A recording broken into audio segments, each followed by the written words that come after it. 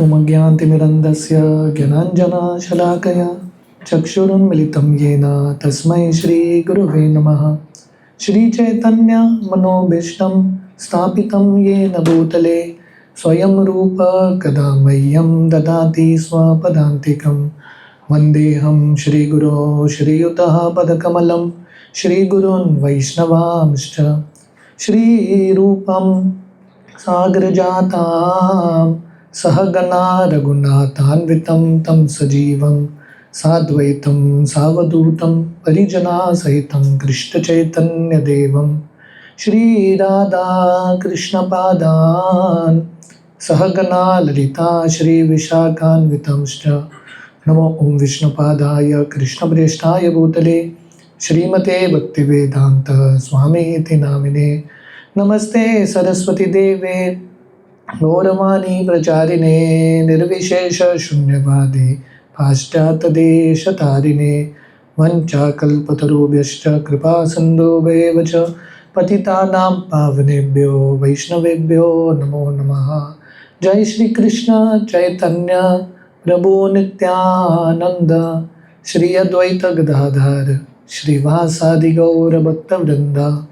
Hare Krishna Krishna Krishna Hare Hare, Hare Ram Ram Ram Hare Hare. Hare Krishna. So welcome all of you all for today evening's session here. So today I thought to speak something a little different. This is a book by His Holiness Radhanath Swami. He's one of Srila Prabhupada. Srila Prabhupada was the founder Acharya of ISKCON, one of his very prominent disciple. So this book is about his life story, how he comes and meets Srila Prabhupada and how he takes up to the process of Krishna consciousness. An amazing book. It's an international bestseller.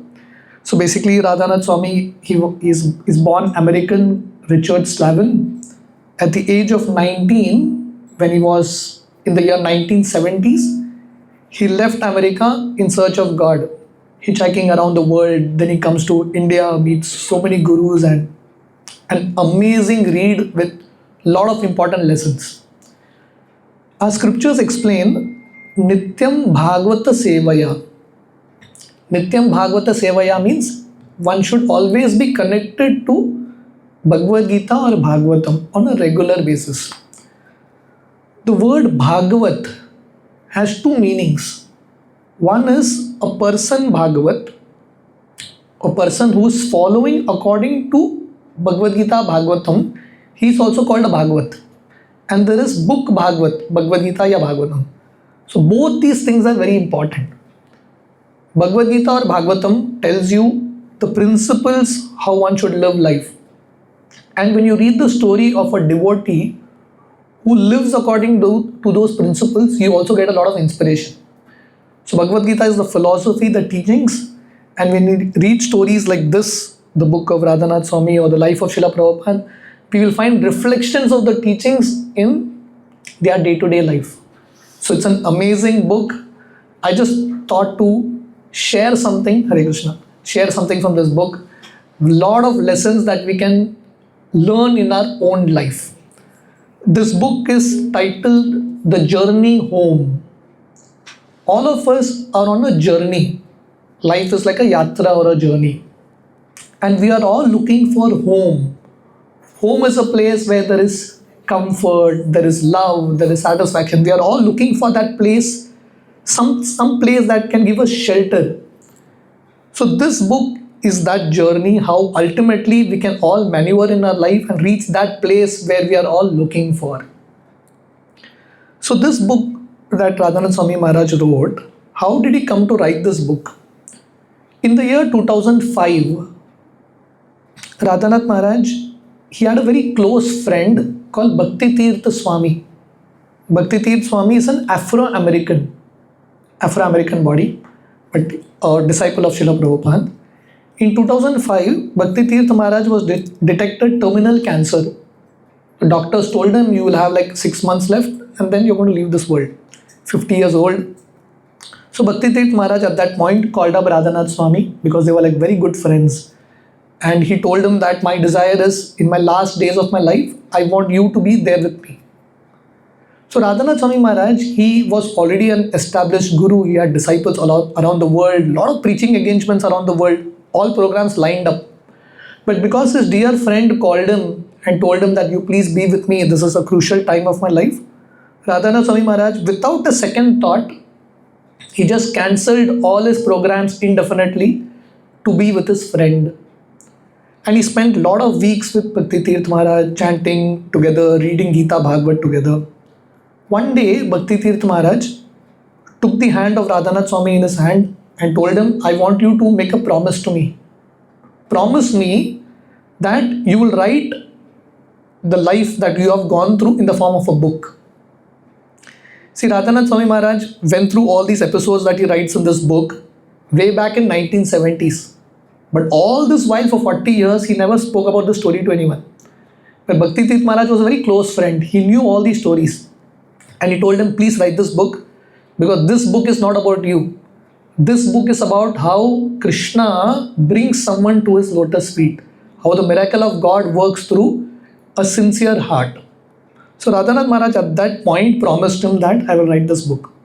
So in honor of his friend's promise, Maharaj writes this book. And believe me or not, after Maharaj wrote this book, he was already preaching around the world, but after this book, Maharaj's preaching scaled up 1,000 times more. This book became an international bestseller. He started to meet prime ministers, presidents of countries because of this book. So the lesson here is, when we serve someone without calculation, generally in life we are very calculative. If I do this for this person, what will I get in return? But here Radhanath Swami Maharaj just selflessly served his dear friend, and the result was, because of that service, Bhakti Tirth Maharaj inspired him to write this book, and this book in return helped Radhanath Swami Maharaj in his preaching only. So this is a very important lesson. When we don't calculate, when someone needs some service from us, when we are ready to serve such a person without any calculation, God helps us in much greater times than we can actually calculate or expect. In the pages of the Ramayana, you have the same principle reflecting. If you all know the storyline of Ramayana, Lord Ram's father, what is the name of Lord Ram's father? Dasharath. Good. So Dasharath Maharaj, when Lord Ram was around 16 years old, Dasharath was planning for the marriage of Lord Ram. He had called for a meeting, then the agenda of the meeting was, we have to get Ram married now. Right at that time, Vishwamitra Muni enters. Vishwamitra Muni is a great sage. He was doing a yajna. So he comes and tells Dasharath, I want Ram with me. Because whenever I do a yajna, some demons come and destroy that yajna. I want Ram to destroy all these demons. Dasharath was thinking, I'm just sitting and planning for the marriage of Ram, and this Vishwamitra, he's come to spoil my entire plan. But Dasharath is trained in the principle of service. So previously great kings, even though they were very powerful, they would respect sadhus and saints. So Dasharath Maharaj, with a heavy heart, he gives Ram away to Vishwamitra. And this Vishwamitra, Lord Ram definitely goes and helps Vishwamitra. This Vishwamitra takes Ram to Mithila, and he gets Ram married to Sita Devi. Not only Ram married to Sita Devi, Sita Devi had 3 other sisters. All the 3 sisters get married to the 3 brothers of Ram. So the point is, again the same lesson, because Dasharath served Vishwamitra without any calculation, what he got in return is much more than he could have done himself. One time, there was a carpenter. This carpenter worked for a master for almost 30-40 years. And then finally he told his master that, I've served you so long, I just want to retire. I'm done with this. So the master told him, TK, anyway you are retiring, my request is you do one last house, make one house and then you retire. So this fellow had already lost his heart in doing the work. So he did a very flimsy job. He didn't put his heart into it. And after he made the entire house, he came and gave the key to the master and told him, this is your house. The master told him, you have served me for so many years. This house is a gift for you. Keep it. And this was thinking, if I knew this before, that this is going to be my house, I would have put my heart into it. So the point is, whenever we do something for someone, the result we are going to get, we are only going to stay in that place. In that house, that result, we are only going to stay. So therefore, putting your heart into it is something that is very important. Radhanath Maharaj mentions about his early days. When he was 8-9 years old in America, he had a very strange habit. He would never sit on a chair. He would sit on the ground. I mean, for an American boy to do this is quite strange. Not only that, even when he would go to restaurants, he would stand and eat. And one particular instance shows a very important lesson. Around the same age, 8-9 years old, he had gone to a restaurant with his family, and the boy who was serving, the waiter, happened to be his classmate. And as a part-time job, he was doing this. This boy, Radhanath Maharaj, his previous name was Richard Slavin. He just walked out of the restaurant and sat in the car. His grandfather asked him, what happened? He said, if that boy is my classmate, he'll feel so bad if he's serving me, and I'll feel so embarrassed to eat from him. I just can't do this.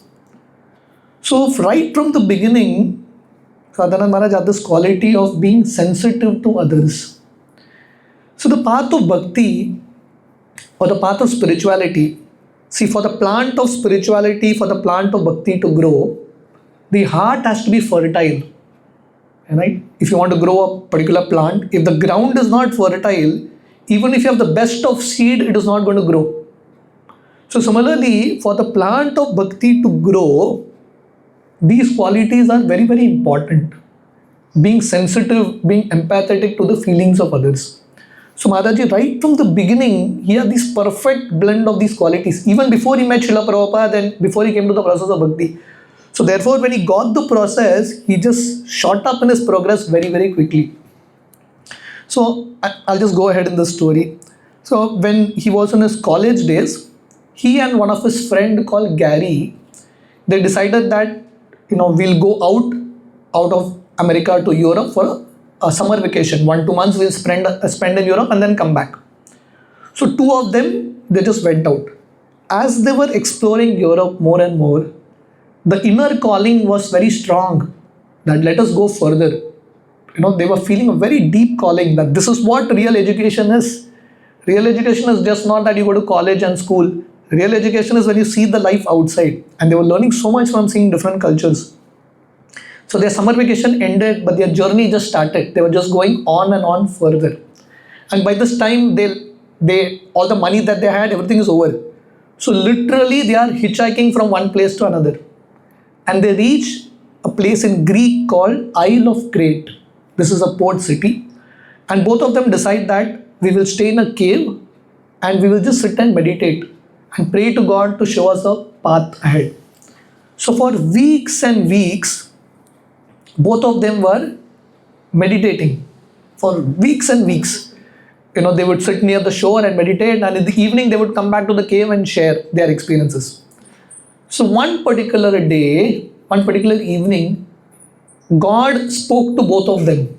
And both of them were very excited. They came back to the cave and said, God spoke to both of us. Right? So Gary, Maharaj's friend, said, God told me go to Israel. And Radhanath Maharaj, Richard, told Gary, God told me go to India. And both of them were in shock. Now they have left their family and come. They are just dependent on each other, and now both of them are going to get separated. Gary was telling Radhanath, Richard, to go to India, you have to pass through Afghanistan, Turkey, Pakistan, very dangerous tract. You literally die there. So Gary told Richard, you come with me, let's go to Israel together. And after we explore Israel, we'll go to India together. Don't go alone. But Richard was convinced that this is the voice of God. When the call of God comes, you don't wait. Just next week, the month of Kartik, the holy month of Damodar is starting. There is a day called Sharad Purnima. The story of Sharad Purnima is 5000 years ago in Vrindavan, in the midnight, Lord Krishna plays the flute. And Lord Krishna calls all the gopis to do Ras Leela with him. The gopis, they had such high surrender. As soon as they heard the calling of Krishna, they just went. Their family members were telling them, don't go. They just left and went. So when the call of God comes, we have to be ready to follow that call. All of us in our own life, some way or the other, the call of God keeps coming, right? The message, the Bhagavad Gita is a call of God. Bhagavad Gita, Krishna is calling all of us. Krishna is inspiring all of us. But the problem with all of us is we are not ready to follow that call.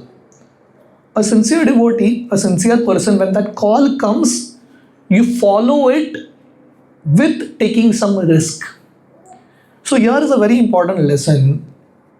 Without taking any risk, you can never achieve anything big in life. Staying in your comfort zone, you just remain there. But until you get out of that comfort zone, you will never explore real life. A ship, why is a ship made? A ship is made to sail. But if the captain thinks that if I go on the ship and what if the ship sinks? Let the ship be in the dock only. That's not the purpose of the ship. The purpose of the ship is to go out and explore new lands. For that, you have to take a risk. Imagine if young Richard, 19-year-old Richard, didn't listen to that call. He wouldn't be there meeting Srila Prabhupada, coming to Vrindavan Dham, and he's such a big leader. There are like thousands and thousands of his disciples around the world. So you have to be ready to take some risk. We have the example of Srila Prabhupada, the founder Acharya of ISKCON, right? Srila Prabhupada at the age of 70, Prabhupada is taking a risk. Without any money, without any contact, Prabhupada goes on a cargo ship to America. It's a huge risk. In that ship, 2 times he has had a heart attack already. No money, no contacts, no health. Nothing in his side. But still he took that risk and went. Because he knew that this is my Guru Maharaj's order, I have to do my best. So without taking any risk in life, you don't achieve anything great. So in all our lives, we may not be able to take such big risks, but in all our life, the principle is to try to come out of our comfort zone. We all have a comfort zone, and when Krishna is calling all of us, it's important that we take that risk and go. We take that step and go ahead. And then, we will experience Krishna's miracles. So it's always, in order to understand Krishna's mercy, Krishna's reciprocation, you have to take that first step. As soon as you take that first step, then you will see Krishna taking 10 steps towards you. But that first step has to come from you. They say that in any journey, the most difficult step is the first step. As soon as you take, because when you're on a new journey, you're always scared what will happen. But as soon as you take that first step, things get comfortable for you. So taking that first step is very, very important. So Maharaji, in this way, he's like hitchhiking in different places in Europe and traveling around. He comes to Afghanistan. In Afghanistan, in Kandahar, he's on a rooftop of a Muslim guy, a Muslim friend of his called Hariz. He just meets him there. So they are having like a discussion, throughout the evening. Suddenly Hariz, he makes a very strange sound. He puts his head on top and starts to shout like a wolf, and he puts a rope down. What happens is, when he pulls that rope on top, a mongoose comes. He pulls a mongoose on top, and Hariz is talking to Richard, and suddenly this mongoose climbs the neck of Richard, and he had long hair, which is the general culture of those days, the hippie culture. He had very long hair, and the mongoose went and sat on the neck. So Richard is already feeling the weight of the mongoose. So he tells Hariz, please remove this mongoose away. Hariz tells him, no, this mongoose has gone to sleep.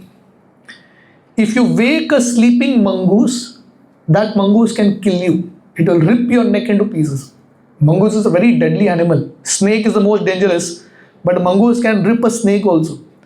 So Hariz told Radhanath, Richard, don't even move. Even if you move slightly, this mongoose will finish you. He spoke like this. It was night. It was getting cold. Hariz excused himself and he said, I'm feeling sleepy. I'm going to sleep. Now Richard is left on the rooftop with a mongoose. already heavy. And that too, the mongoose was not alone. It came with a lot of insects on the body. All the insects are eating him and he can't even move. Sleep is out of question. So the whole night, Richard is thinking, why is this happening to me? Why did I leave America? Why did I come here? And why did this guy howl like a wolf? And so many negative thoughts. And suddenly he realized that if I keep thinking in negative ways, I'm already in misery, I'll become more miserable.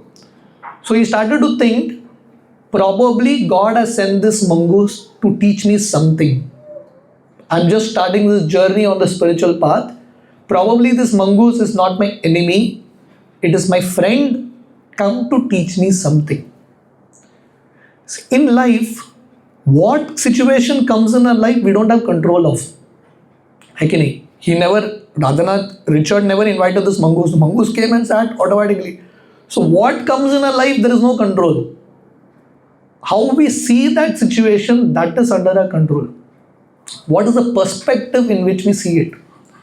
Srimad Bhagavatam has this example of Parikshit Maharaj. Parikshit is Arjuna's grandson. Parikshit is cursed that he will die in 7 days. Hardly any fault of his, Parikshit is cursed. But Parikshit takes that curse as a blessing. He sees that probably it is God's way of making me detached. So what comes in life is not under control. How we see situations. If we have the right perspective, a curse can become a blessing. And if you don't have the right perspective, even a blessing comes in your life, it can become a curse. In English they say, mind can create hell into heaven or heaven into hell. What it means, if you go to hell, if you're in a hellish situation, but if your mind is controlled, if you're able to see things properly, you will be blissful even there. You'll be able to see some sort of reason why you are there, some lesson you can learn. But even if you go to heaven and your mind is not under your control, that heaven will seem like hell to you. So it's all about our perspective. And when Maharaj thought, why did this mongoose come? Probably God has some lesson he wanted me to teach. He immediately got an answer. And the answer was, probably the mongoose has come to teach me the lesson of patience. In life, we discussed that one principle in life to become successful is to take a risk. But another principle, very important principle, especially in spiritual life, is to be patient. God's mercy comes according to His timetable, not your timetable. It will definitely come. But God will not follow your timetable. He will follow His timetable. And His timetable and His timeline and your timeline may be different. You have to be ready to wait. A simple degree in life, to get a college degree, you have to wait so long. You have your primary education, then high school, secondary, higher secondary, and then finally, you go to your graduation college and then you get a degree in hand. So similarly, to get God's mercy, to have the darshan of God, to have the blessings of God, you have to be ready to wait. You have to be ready to wait. And in today's world where everyone is looking for fast things, fast food, fast this, fast that, people are losing patience. So having this quality of patience is very, very important. I was telling the story of Srila Prabhupada. Srila Prabhupada at the age of 70, Prabhupada goes to America, starts ISKCON, and suddenly the whole thing, works, it clicks everywhere. But that's not Prabhupada's story. Prabhupada, in the year 1922, when he was almost a 24 years old boy, young, newly married, his spiritual master, Bhaktisiddhanta Saraswati, told him, try to preach this message in the English language. From 1922 till 1966, Prabhupada goes to America 65, 66. 22 to 66, 40 years Prabhupada was struggling to preach in India. Prabhupada, it's not that Prabhupada was sitting at home. 40 years Prabhupada struggled it out. Hardly any result. But Prabhupada was patient. He didn't get discouraged. And therefore, at a particular time, results came. In the Ramayana, you have the example of Shabari. Have you all heard the story of Shabari? Yeah, it's bear. So you know the story of Shabari. Her guru was Matanga Rishi. Any of y'all have been to Hampi? You have been to Hampi? We're going. You are going? You have been in Hampi. There the The ashram of Shabari is still there in Pampa Sarovar, if you have seen it. So Shabari, her guru was Matanga Rishi. So when Shabari was 12, 13 years old, her guru was leaving to the spiritual world. He was winding up his pastimes. He told Shabari, I'm going, but you wait in my ashram. Because in future, Ram will come. Someone has to be here to welcome Ram. Because Matanga Rishi could foresee the future. Shabari waited in that ashram for almost 60, 70 years. When she was an old lady of 80, 90 years old, Lord Ram came. We know that story of Ram coming and eating that, bear, berries. But what we don't know is, Shabari waited that long for Lord Ram to come. Every day, because, see, Matanga Rishi told Shabari that Ram will come. But he didn't tell Shabari when Lord Ram will come. And it's not that Lord Ram was about to SMS Shabari and tell her that I'm coming. It was going to be a surprise. So Shabari, every day, she would get up and think that probably Ram would come today. Every day she would clean the ashram. Every day she would get those fruits. Every day she would get flower. And she would keep waiting. Ram will come, Ram will come. And by evening when she would see Ram wouldn't come, she would get a little sad. But next day morning she would gather an enthusiasm again. And do the same thing. And because she followed this kind of patience throughout her life, therefore Lord Ram comes there. And that bear that Ram was tasting was the fruit of Shabari's patience. The sweetness of Shabari's patience. So this is a very important lesson that in all our journey, especially in spiritual life, we have to learn this quality of patience called dhairyata. When Maharaj was, Radhanath Swami Maharaj was there in Afghanistan, in Kandahar, they were sitting in one small tea shop, and suddenly there was one blind boy, a Muslim blind boy, probably completely poor, hardly any money he had. But this boy was singing the glories of Allah in the Urdu language. And he was singing with so much love, so much happiness, that his happiness spilled over that entire place. And everyone could feel that bliss. So Maharaj, he had this realization that happiness is something beyond externals. Many times we equate happiness with things, with people, with facilities. But this is not happiness, right? Even if someone is very poor, but if he has that connection to God, he can actually be happy. He can be very, very happy. Lord Krishna tells in the Bhagavad Gita, the 5th chapter, 21st verse, Bhayas parisheshu asaktatma vindati atmani yat sukham sa brahma yoga yuktatma sukham akshayam ashnote. Sukham akshayam ashnote. Akshaya, we understand the word akshaya, no? Like you have Akshaya Tritiya. What is Akshaya Tritiya? Akshaya Tritiya is whatever you do on that day, it will remain eternal, it will never get over. So Krishna is saying, Sukham Akshayam Ashnote. If someone wants eternal happiness that never ends, then that happiness can never be achieved on that external level. Sa Brahma Yoga Yukta Atma.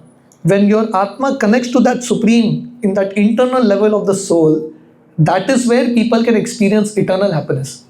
On the level of the body, the mind and senses, we will definitely get happiness, but all that happiness will be temporary and flickering.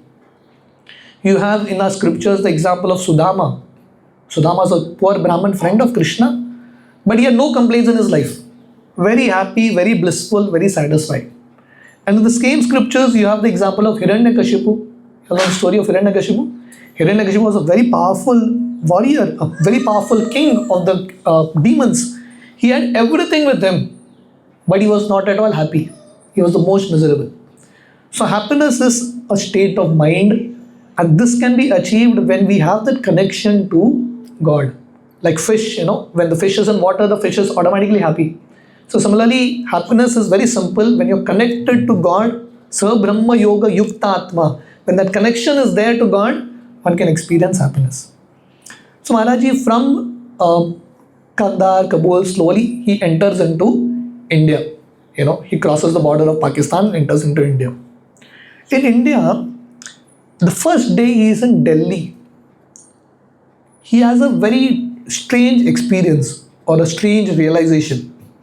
He's walking, and there was one Indian guy who told him, "Come, I'll give you some food." So he took him to a roadside restaurant, and he ordered a plate of food. And first time, young Richard is seeing an Indian food in front of him, an Indian plate. So this man is explaining, Richard, what are the items in this plate? He says, this is rice, this is dal, lentil soup, this is vegetable, this is pickle. He's explaining all this. This is like bread, we call it chapati, like that. And there was a piece of meat on that plate. As the whole discussion is going on, right next to Maharaj, there was a cow and a calf. In America, you get to see cow. You hardly get to see cow and calves. They are never in the streets or in the city. They are somewhere deep in the fields. No one has a scope of interaction. First time Maharaj is seeing a cow and calf at such close proximity. And the cow is licking the calf is drinking milk from the mother, and both of them come and start to lick young Richard. And he feels so good experiencing the love of the cow and a calf. First time in his life he makes that connection. This meat on my plate is probably the meat of a beautiful animal like this. First time he could make that connection. He pushes the plate away and tells this person, "I'm not hungry," and he just walks away. That day in the evening, he decides, he makes a vow that my life I will never eat meat. He made the decision when he was 19. He hardly met any spiritual guru also. But this common sense, he just made that connection and he decided, I don't want to do this. So lifelong he followed this principle of not eating any meat. When Maharaj was in Delhi, there was one American guy called Christopher Hills. This particular year was the time of Kumbh Mela. So in this time of Kumbh Mela, all the great yogis and sadhus from the Himalayas, they all come down from the hills to the plains, right? So Christopher Hills took this opportunity and he arranged a huge conference. 3,000, 4,000 people come in a big stadium, and he called the top gurus, the yogis of the time, to come and address everyone. So huge crowd come to see these people, hear from them. So when the program started, Christopher Hills took the mic and announced that this program has to end sharp at 8 p.m. So one of the gurus, he was speaking and he was going on and on. The other gurus there on stage understood that they are not going to get a chance to speak. All of them plunged on the mic. All of them are fighting for that mic. And this is happening right in front of 4,000 people who are coming to see these gurus. And young Richard, he's come all the way from America to India to see gurus, to see yogis, and he's seeing all the top gurus on stage fighting like children. All of them are fighting for that mic. Give me this mic, and people are criticizing and shouting abusive words on Christopher Hills. Why did you call us this, that? And Christopher Hills, he doesn't know what to do. He comes on the stage, pulls the mic, pulls the wire, takes the mic and runs away. And the program ends. And Richard is completely confused. What is this? Did I come to India for a right reason? What's happening with these gurus? When he comes out of that hall, he meets one Swami called Swami Satchidanand. He explains Richard how to see this whole thing. He tells him a very important point. He tells him everyone is on a different level of progress. Everyone is on a different level of progress. Even among practitioners, we cannot expect everyone to be perfect. Everyone is on a different level. But if we start to judge others for their faults, we ourselves will fall into a trap and we will not be able to advance. So he told them the process of yoga, the process of spirituality is the process of refinement. We are trying to refine our nature, the way we speak, the dealings. We are trying to get more and more refined. Srila Prabhupada would say, who is a devotee? Prabhupada would say simple. A devotee is one who is a gentleman or a gentlewoman. His behavior is ideal, the way he speaks, the way he talks. So developing refinement in terms of our character, in terms of our values, in terms of our dealings is what yoga is all about. So this is a very, very important point, that we don't judge others. Whatever their faults is, that's between them and God. They have to sort it out. it's better that we work on ourselves. I was speaking about at the start of the class, I was telling you about Radhanath Maharaj's friend, Bhakti Tirth Swami. So Bhakti Tirth Swami was an Afro-American. Generally, someone who's black-bodied, there is always some kind of bias. People look down in a different way. So one time, Bhakti Tirth Maharaj, he came to Srila Prabhupada, who is the founder Acharya of ISKCON, and he told him, Prabhupada, outside world, people look at me in a different way because I'm black-bodied. But Prabhupada, I want to tell you that even in ISKCON, even in your organization, there is still people doing bias. This is what he told Prabhupada. You know what Prabhupada told him? Prabhupada told him, if you also start to think like the others, what is the difference between you and them? Prabhupada didn't sort that issue out. Because Prabhupada understood that today I may call XYZ and say, don't look at him with bias, but there will always be someone or the other who will come up. So Prabhupada told him, if they are not on a high level, why you are bringing your level to their level, you raise higher. Right? It is explained that when a crow comes to attack an eagle, the eagle doesn't fight with the crow. It can easily defeat the crow, but the eagle just chooses to rise higher. That's what the eagle does. So the process of yoga is that we don't judge others. Whatever their level is, their level. We work on ourselves and we work on raising our own standards. So in this way, this Swami explained young Richard that it is very important that we come out of this selfishness and become a true yogi. And who's a true yogi? Who lives with the highest human conduct. It's not just enough to have your connection with God, it should also reflect in your conduct with others. As Maharaj Ji, as young Richard from Delhi, he goes north. Because this is the general idea that if anyone wants to grow in spirituality, you walk towards the Himalayas. That's where knowledge flows from. So with this understanding, Maharaj Ji started to walk towards the north. And he comes to Rishikesh. Rishikesh is a very holy abode. That's where Ganga flows, So basically, most of the holy places in the land of India are either on the banks of Ganga, banks of Yamuna, banks of a holy river. Because these holy rivers are actually divine mothers that flow. Just being besides these rivers, there's a lot of knowledge, a lot of wisdom that flows. So Maharaj Ji goes to Rishikesh and he comes to an ashram of Swami Chidananda, a very famous guru of that time. And this Swami Chidananda tells Maharaj something very important. He tells him that life is meant for realization of God. The purpose of life is to realize God. And he tells him, if we die without realizing God, then our human life is wasted. The purpose of a human life is lost.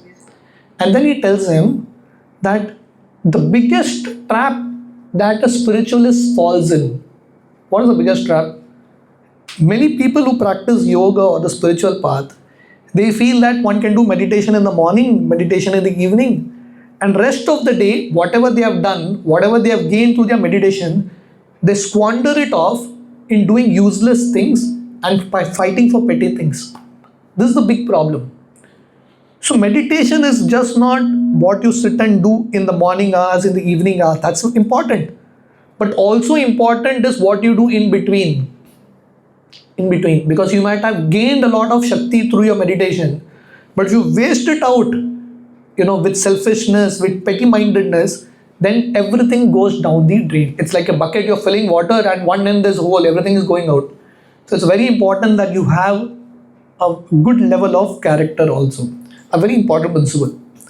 So now I'll tell you something that's very nice. This is probably I'll do this section and then I'll stop. This is one of my favorite sections of this book. It's an amazing section. Maharaji decides that on Rishikesh, he finds a stone just next to Mother Ganga. He takes a vow that 1 month he will sit on that stone and he will just meditate on Mother Ganga. Because till now he has no clue of who God is. He has no clue of what the path is. He has no clue of who his guru is. Nothing. One sadhu just told him that Ganga is your mother, and she will teach you all the lessons. So he had faith in this sadhu, and he decided 1 month I'm going to sit on this rock. And what he would do, morning till evening, he would sit on that rock, not get up from that rock. Just look at Mother Ganga, keep praying. And in the evening, he would go to a cave and sleep. He did this for 1 full month. And for 1 month, every day he would drink Ganga water, fresh. Rishikesh Ganga water is like fresh water. And while going to his cave, there would be one fellow who was selling vegetables. He would give him 1 carrot. He would eat 1 carrot Ganga water for 1 full month. And that 1 month being next to Ganga, the kind of lessons Maharaj learnt and what he mentions here, the kind of realizations he had, he probably never learnt it 19 years of being in school and college. He never learnt it. So many times lessons in life come in real experiences where you're in touch with Mother Nature, with Prakriti, you get a lot of experiences because wisdom just flows in, when you don't have too many, baggages in front of you. So Maharaji at this section, when he's sitting next to Mother Ganga, he gives like many lessons that he learns. So I would just like to share with you all some of the lessons that Mother Ganga teaches all of us. The first lesson that he learned is, especially, how many of you have been to Rishikesh? Many of you have been, right? So Rishikesh is a place where Mother Ganga flows with a steady current, there's a speed. So he was sitting on this rock and looking at Ganga, and he was seeing that the water is this beautiful art that is being formed. Water is flowing and beautiful art that comes on the surface. But as soon as the art is formed, in seconds that art disappears, the next art comes. And again it disappears, the next art comes. So Maharaji learned a lesson that in this world, the truth in this world is that nothing is permanent. Things keep changing continuously. Constantly, something new comes up, that thing goes away, something else comes up. It's constantly in a flux. It's always moving. But Maharaji also realized that if someone goes below the Ganga, beyond this external superficial flux, you go deep inside, there is a steady current. Similarly in life, on an external superficial level, there is too many changes. It's in a constant flux. But if you go deeper inside, that's the path of spirituality. You go deeper inside, you will experience a certain level of constant, steady, peaceful truth. Lord Krishna gives this example in Bhagavad Gita chapter 2. Lord Krishna gives this example. You have so many rivers that flow into the ocean. And especially in rainy time, the rivers pour in more water into the ocean. But does the ocean ever cross the boundary and come out? Never happens. Why? Because the ocean has a depth. It has a capacity to take in more water and not cause its boundary, not cross over the boundary or the maryada. So similarly in life, when we have that depth in life, changes will come, but we will not be affected so much by the changes. Maharaji learned another very important lesson. The Ganga starts from Gomukh, Gangotri, right from the Himalayas. And the Ganga flows down all the way to West Bengal, ends in Ganga Sagar, practically crossing the entire stretch of the land of India, a huge journey that Ganga has. So similarly, for all of us to reach from our start till our aspiration, till our goal, it's going to be a long journey. Spiritual life, as we already discussed, you need a lot of patience. It's a long journey, it's not a short journey. And in this journey, there will be many obstacles that will come.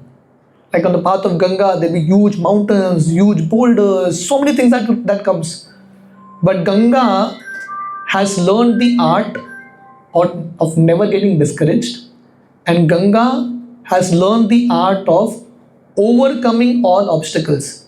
Either you go above it, under it, side of it, some way or the other, you keep going on and on without getting discouraged. It's a very important lesson for all of us. If you want to reach that home, that ultimate goal that we are looking for, obstacles will come in life. And spiritualists also will not be freed from this. But we have to learn to keep moving on and on. Some way or the other, we have to figure out how to go around the obstacles, below, over, whatever, but we have to keep moving on and on. Maharaj explains another very nice lesson.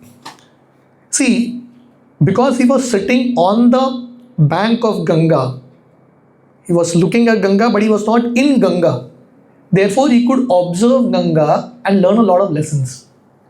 But imagine if he was in Ganga, his life would be a mess. He'll be just carried around, tossed by the Ganga waters. You can't learn anything. You're like completely caught in it. So similarly, in life, to learn lessons from life, our life itself can teach us a lot of lessons. But in order to learn these lessons, it's important that we step aside and look at our own life flowing. This is called being a detached observer. As long as we are in the flux, we are in the movie, we'll never be able to learn our own lessons. So this is the idea of contemplation, right? Taking time to reflect, to contemplate our own journey, the plus and minus, the ups and downs, the failures, the successes. Our own journey can teach us so many things. But the point is, we don't have the time to pull ourselves out. So when we read an absorbing book like this, or when we come to a satsang, or when we take time for reflection, these are times when we are trying to detach ourselves from our own life. And that's where wisdom actually flows in. Just being in that rat race, you'll never learn anything. You have to step aside. Maharaj explains another very important lesson. Can I continue for some time more? Maharaj explains, imagine on the same bank of Ganga, so much history has happened. The Mughals have ruled on the bank of Ganga. The British have come on the bank of Ganga. They have so many governments that have been changed here. So many histories have come and gone. So many kings come and gone. Around Ganga, everything has changed. But Ganga keeps moving, but rest everything keeps changing. Similarly, the lesson is, in life, everything around that eternal truth is going to change. So the lesson is, we have to learn not to take this world too seriously. Because your happiness today, that you take it so seriously and you're in your highs, that's not going to last, it's going to pass away. And your misery today, that you take it so seriously and you enter into major depression, that also is not going to last. Because the nature of this world is, everything is going to pass away. So don't take this world too seriously, because what you take seriously today is going to go away tomorrow. Just like in the night, now we have a dream. Suppose in the night, in your dream, you have become a king. In the morning, do you get up and WhatsApp everyone, I had a great dream, I became a king or a queen in the dream? You really don't do it. Because whether you became a king or you become a beggar in your dream, that's a dream. It has nothing to do with your reality. You don't take it seriously. So similarly, life is just like a dream. That's a night dream, this is a day dream, it's going to pass off soon. So what we are supposed to take seriously is our connection to God. Rest everything is anyway going to pass off. Maharaj learned another very important lesson. He was observing that as Ganga is flowing, there are so many objects that fall into Ganga. Maybe a leaf has fallen, or maybe a branch of a tree has fallen. Ganga starts from Rishikesh, from Gomukh Rishikesh, and it goes to the ocean. But an object fallen in Ganga, a leaf or a branch of a tree, what is the guarantee that that is going to reach the ocean? What is the possibility? Very less. Most probably it will go for some time, and one of the shores is going to get stranded. It will not go further. So Maharaj Ji comes to a very important point. Many people start spirituality. They enter into the river of spirituality. But the question is, how many will reach that end? How many will reach that goal, the lotus feet of Krishna? That's what the question is. Will we reach the end, or are we going to get stranded here and there? Because the path of spirituality is not easy. There are too many distractions. Too many distractions to tempt us, within, without. One of the distractions you get stranded to, you're stuck there. You'll never be able to go ahead. Our scriptures give this example, a story. Narad Muni, you'll have heard of Narad Muni, is a great devotee of the Lord. So Narad Muni once goes to Vaikuntha, the spiritual world, or the kingdom of God. And he tells Narayan, I have one request. Please keep the doors of Vaikuntha open. I just want to bring everyone. Because he had a lot of compassion in his heart. Lord said, "ठीक है, I'll keep the doors of Vaikuntha open. You try your best. So Narad Muni came to earth and he said, the doors of Vaikuntha is open. The Lord is not going to see your qualification, whether you're qualified or not. Just follow me. I'll take you to Vaikuntha. So people were really inspired by the motivational talk of Narad. So people just followed Narad Muni in lakhs. And Narad Muni is ecstatic that I've done so much preaching, I'm going to deliver so many people. And Narad Muni is singing the glories of God, and he enters into Vaikuntha and he announces to Narayan, just see, I've got so many people, into Vaikuntha and all that. Narayan looks at the back and says, who is there? There's no one with you. Narad Muni is in shock. He looks at the back, literally no one was there. So that time the Lord tells Narad Muni, from earth to Vaikuntha, you have to pass through a lot of heavenly planets. Right? Tells him most people saw the opulences, the attractions of heavens, and they decided to check in, find out what it is. And they all settled there. Hardly anyone reached Vaikuntha.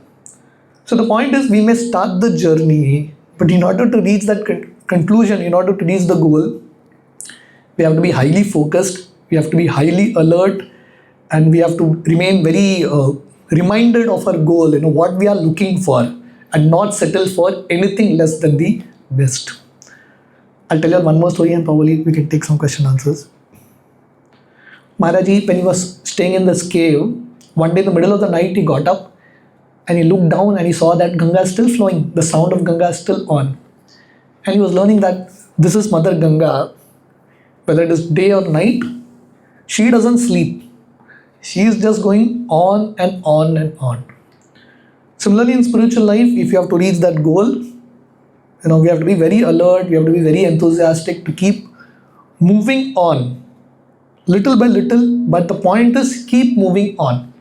Like in a cricket match, it's not that a player can hit sixers and fours at every ball, but that's not necessary also. What is important is keep the scoreboard ticking.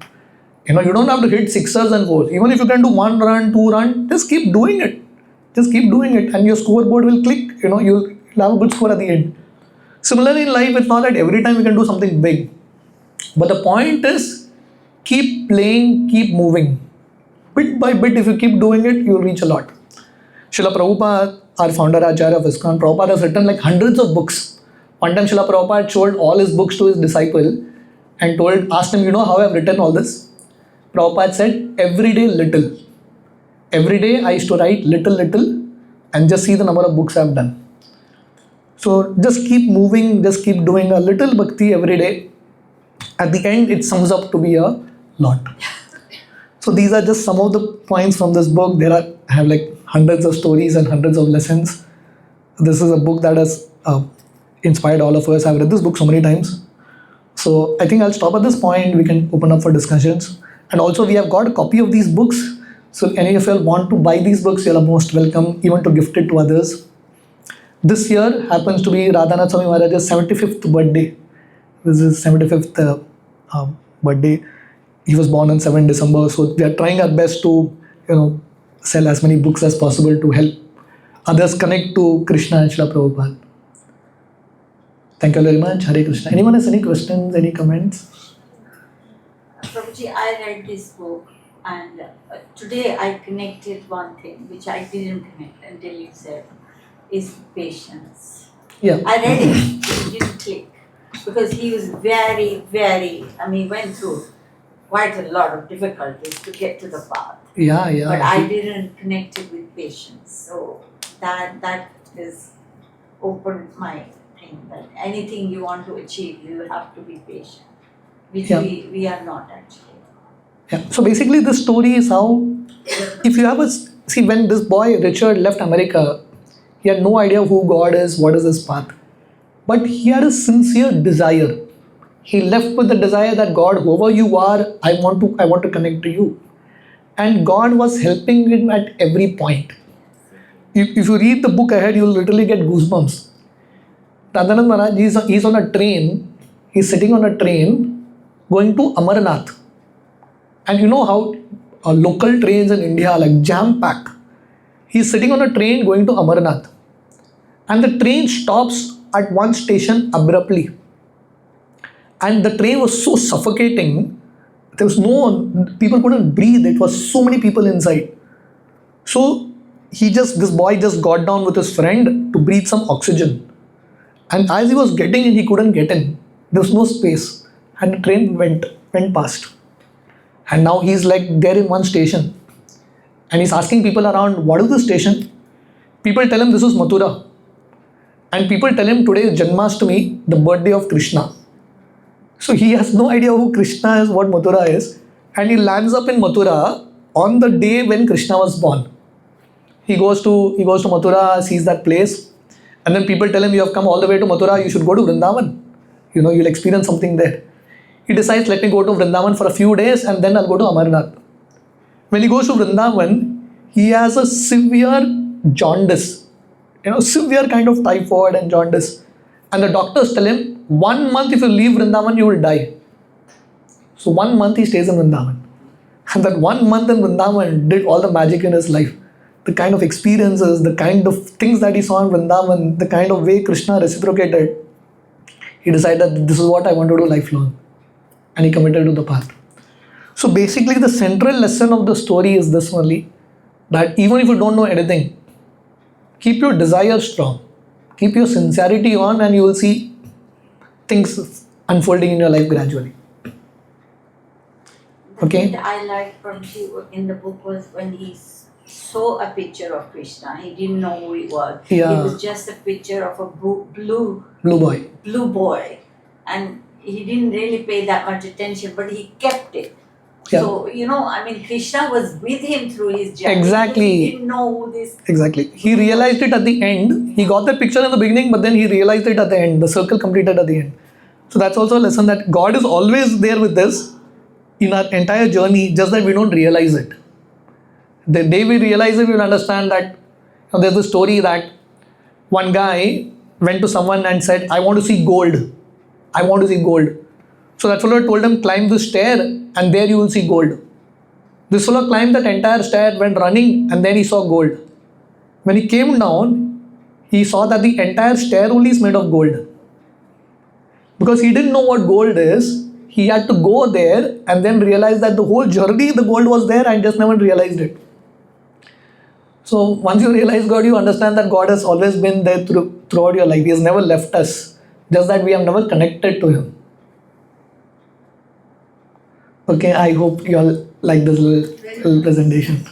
Something a little different, but yeah, the teachings of the Gita is always there. Guruji, I just wanted to ask you, you said patience.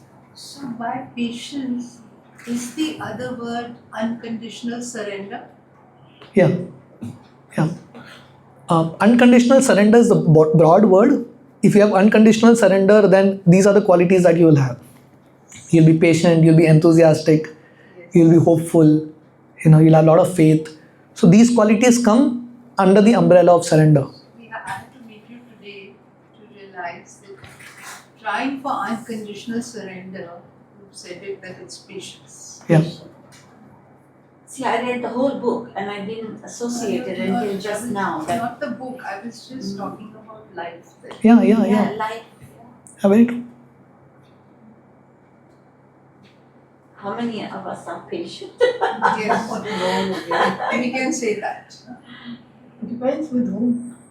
Yeah. Also, We are so I full mean, of the patience you have with drawbacks. your grandkids and the patience you have with your husband. Yes, only with our children we are very patient. We are very patient with our parents, but with children we are No, but patient. as time goes by, we put it in ourselves that either you fight it out, or unconditional surrender and total faith that He is there for us.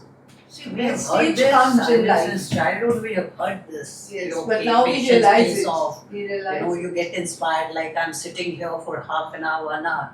I really get inspired. Moment I'm back home, my husband does something, first thing I'm going to say is lose my patience, and then I say, Yeah. where my patience is gone now. So it is very difficult to practice, It right? is That if you have been difficult. trying all these years, it is not possible. Focus. Yes, I've been reading It is everything, but like that is as something mothers we it's feel, very difficult.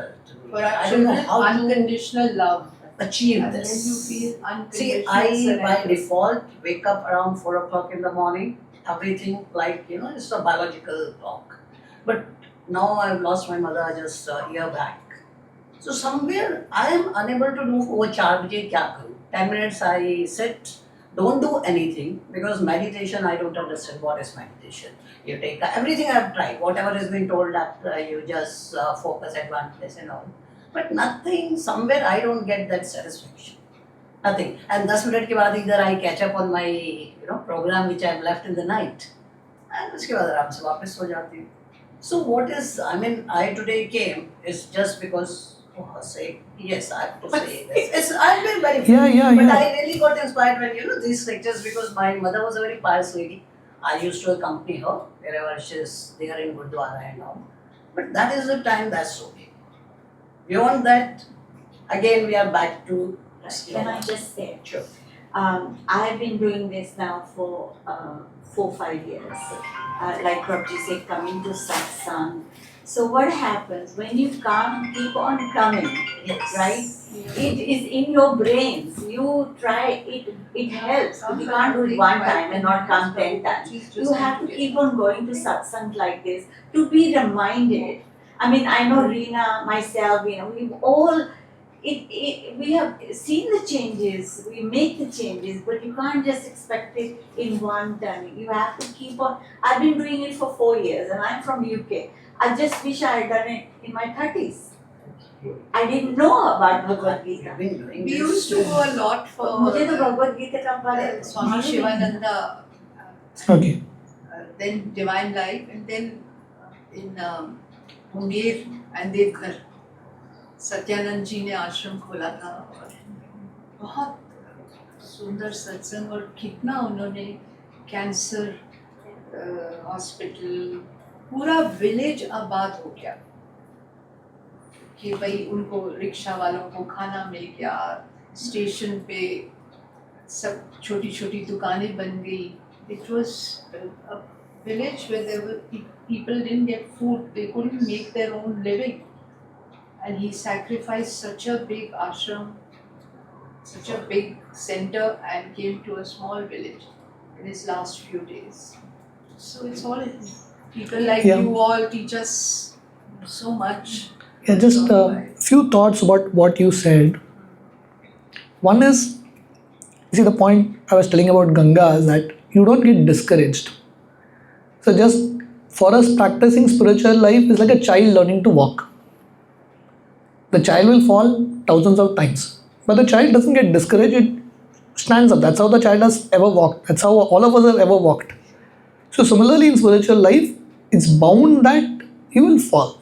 About anger issue or losing your patience or whatever, you may listen, but then you may lose it, you may listen, you may lose it. But at some time, we will get a little better. So I was hearing one class from one devotee, he was explaining 3 things. FIR. What is FIR? If you're losing patience or if you have anger issues, by practicing, whether you read a book on spirituality, whether you chant the holy names of Krishna, you practice something. 3 things should happen. First is, at least your frequency should reduce. If you're getting angry like every 10 minutes, at least it should be like 15 minutes, 20 minutes. At least the frequency should reduce. You will see that happening slowly. It's not going to happen that, if you have had temper issues like 100 times a week, it's not going to be that after you come to spirituality, it's going to be 0. It's never going to happen like that. You will see frequency reducing. Second is, I refers to intensity. You will see that you might have got angry very badly, yelled at the person. You will see at least that intensity reducing slowly. And the R is, how do you rectify, right? Or you can also say that R is repentance. You may have an anger burst, but at least there is some repentance, there is some prayer. See, the point is, when it comes to all these qualities, being patient, being not getting angry and all this, we try our best, but at some point we will realize that we can't do it. And that's a good step. Only when you realize that you can't do it, that's where, as Mataji was saying, you will surrender to God. If you can figure out everything yourself, you will never come to the point of surrender. So the path of spirituality will teach you, you will keep trying. But then even with your unlimited trials, you will fail at some points. And that's where you become humble. And when you become humble, that's where you will surrender to God. And that's where the actual miracle starts. You will see God's mercy coming. So the way you were talking about meditation, the way that we follow, we chant the Hare Krishna Mahamantra, what we were doing before. Hare Krishna, Krishna Krishna, Hare Hare, Hare Ram, Ram Ram, Hare Hare. What is this? These are names of Krishna, names of God. How do we chant? We chant in a mood of surrender. Just like a child, right? Speaking about child learning to walk, now, a child is very helpless. If the child wants food, the child wants milk, what can the child do? The child can only cry. And nothing else the child can do. And the child has to cry intensely, helplessly. The more helplessly the child cries, the mother will come running. So we are all like that child on the path of spirituality. Or the path of spirituality is meant to make us childlike. When we understand that we are helpless. When we are not on the path of spirituality, we have too much ego. We feel that I can do it, I can figure out why do I need God in my life, and we are on our own. Life humbles us. That's where we actually grow. And we reach a certain point where we feel that God, Krishna, without you, I'm just helpless. That time when you call out the names of Krishna in this mood, Krishna, only you can help me. Even I can't help myself. When you surrender to Krishna in that mode, when you call out to Him in that mode, chant the holy names, that's where you will see Krishna's intervention coming slowly. You will see Krishna's intervention. And this book has, I can go on and on, this book has so many stories in connection with the Hare Krishna Mahamantra, how this Mahamantra helped him in so many places. I'll just tell you one story and then we'll end. Radhanath Maharaj was in Barsana, and in those days, to answer nature's call, you would just go out in the nature. So he went to one of the jungles in Barsana to answer his nature's call. And suddenly, a black cobra comes out. And this cobra coils his leg, and the cobra is looking like this. And Maharaj is thinking, even if I have to die, what an different, ironical state to die in. He was just praying to God, and the cobra he can literally smell the breathing of this cobra. So scared, so scared. By the time he had already learned the Mahamantra. So Maharaj says, anyway, I have to die now. Let me just chant Mahamantra. He just started to chant Hare Krishna, Krishna Krishna, Hare Hare. Immediately he started to feel a sense of peace. And he started to feel that this cobra is also a living entity like me. He started to see that cobra as his own brother, own sister. Fear disappeared automatically. Right? Whatever happens, let it happen. After some time, the cobra just slowly comes out and goes away. A number of experiences like this. So the Hare Krishna Mahamantra is very powerful. When you connect to Krishna on this level, you will see so many things happening. So these are like 2-3 thoughts I had, some suggestions. Sure. I think you just answered something. Yeah, please. In fact, I was listening very carefully to your experiences, and I can share how getting on this journey of understanding the Bhagavad Gita has helped me find solutions to these kind of issues. So I was really grateful that to have gone through the foundation course with Guruji. And what I found was that having done the foundation course and understood the framework of the Gita, it helped me find solutions to all these kind of problems. Now, for example, आपकी बात लेता हूँ. You mentioned that you go into a relationship and you find that you are reacting to a situation like this. Maybe your kids are bringing out the worst in you, or your husband is. I always found that having gone through the foundation course, it was giving me a framework to come out of this cycle. That if I meet you, why is it that I'm getting angry? Now, this was giving me the framework to say, okay, how do I break this cycle? Because the beauty of that foundation course was it gave us a very strong working models to manage things. For example, if you are caught in the cycle of getting angry, he talked about contemplation. When you start chanting, you create stillness in your mind. And then you're able to reflect and say, Baba, why am I losing my shirt every time I meet him. So it gives you a framework. Sometimes we all struggle with this thing. Why is bad things happen to me? I never did anything wrong. Again, the answers, the framework you get from this book. For me, the greatest life-changing experience was that, for me, more than anything to do with plain religion, it's a lesson in how to live life. Rather, and get caught up in it, then you realize the futility of getting into this. How do you move on? And the more you do these tools, so initially you start chanting just as a tool. But the benefits of consistency give you that perspective that you start then solving, you become closer and closer to a higher calling, then getting into the routine, riff-raff, isne ye keh diya, this reaction, action, reaction, etc., etc. Just leverage. Shall we ask how many people attended the foundation course when we had the foundation course? How many of us attended?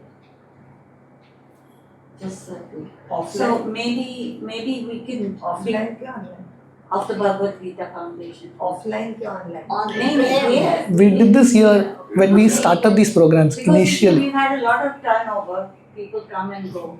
So maybe Prabhuji we could do I personally, like Vijay said, the foundation course of Bhagavad Gita changed my life, my way of thinking. I ditto copy of what you say. I never knew how to handle situations. It actually teaches us how to handle. I mean, Prabhuji, I give one example, like I'm learning from you. Give one example. I used to always say, oh, I'm not happy. Why am I not happy? God, why I'm not happy? I'm always depressed, this and that. But it came down to the reasoning is the decisions I made.